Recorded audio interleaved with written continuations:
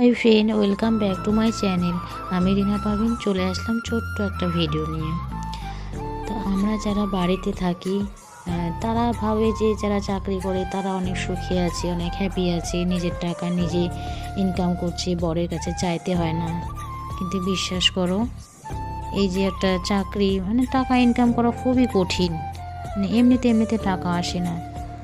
অনেকটা টেনশন, অনেকটা হেডেক, এগুলো বলা যায় না কাউকে কতটা কষ্ট হয়। সত্যি এখন ভাবি ছেলেগুলো যে সংসার খরচ করে, তারা কিভাবে করে।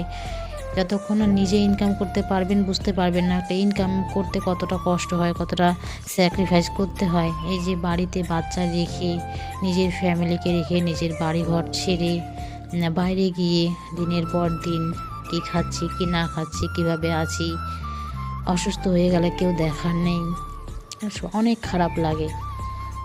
এগুলো তারা বুঝতে পারবে না। তারা বাড়িতে যারা কাজ বা যারা হাউস ওয়াইফ তারা ভাবছে এরা অনেক সুখে আছে, অনেক ভালো আছে। কিন্তু না, আমার তো মনে হয় যারা বাড়িতে আছে তারাই সুখে আছে। কারো কোনো